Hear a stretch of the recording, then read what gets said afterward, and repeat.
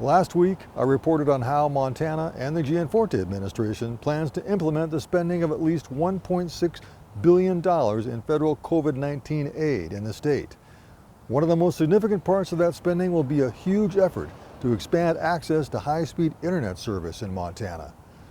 Today, we tell you more about how that spending will be determined and how fast Montana could see results.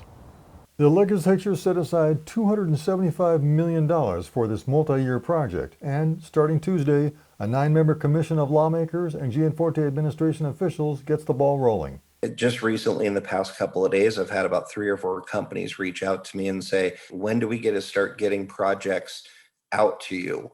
When are you going to start, looking at mapping? So they're asking questions now.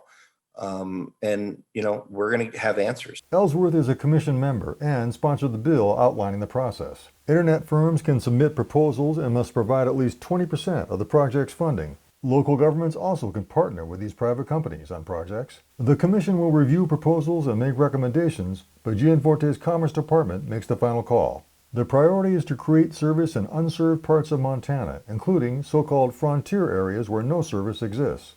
Now we've got to do that last mile, that last stretch where, I look at where I live, 2 miles from town. Between me and town, there's probably a total of about 100 houses along the way and 50 houses at that last mile.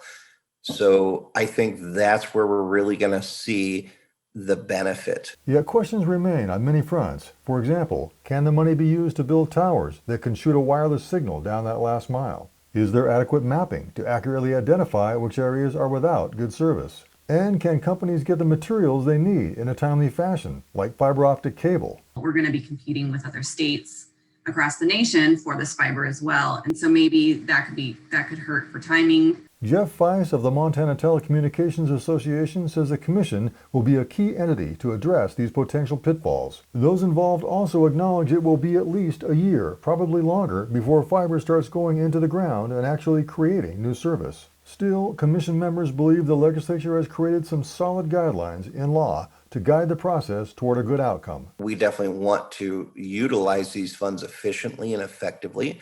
And that's the reason why we have the commission, is to be able to have a eyes-on approach so that we can see where these funds are being spent, how they're being spent. Of all the federal COVID relief programs, this one may be the hardest to get it right, given all the moving parts and the sheer landscape of Montana. But across much of Montana, there's no denying the need for faster broadband service. Reporting from Helena, Mike Dennison, MTN News.